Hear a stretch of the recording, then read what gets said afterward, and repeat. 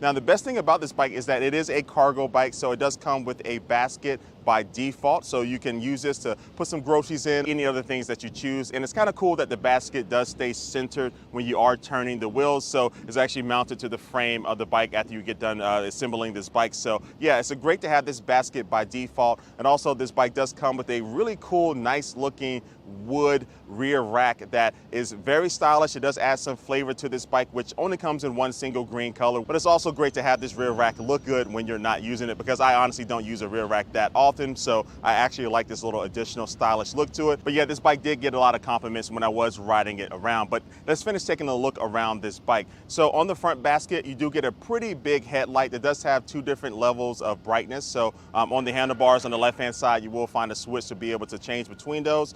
So I like the big headlight. It does pretty good at nighttime. Now pretty much all of the cables are buttoned up and very neatly organized. Now this bike is comfortable to ride, and that's because it does have 2 points for suspension. So on the front, you will find a front suspension fork, and this will do a great job at dampening a lot of those bumps and things first, because it is located on the front of the bike, and you can lock it and unlock it depending on what type of terrain you're on. But yeah, that suspension fork does a great job. But then the second point of suspension is going to be the actual seat. So this seat does have a suspension post, so that means the pole underneath the seat does actually move up and down depending on the terrain that you're on. And then also you do have some springs underneath the main seat itself. And the seat by itself is also super comfortable too. It's soft. It does have some cushion to it. It's not a super hard seat like you find sometimes on electric bikes. But yeah, generally when I was riding this bike on or off road, the ride was pretty smooth. Oh, and something else with the design I really like is how you take the battery in and out. So the seat has a little latch that you can go ahead and activate, and now you can rotate the seat up. And next to the battery, you do have a place where you put the key in, and you do need to have the key in when you are riding this bike, so you should know that as well.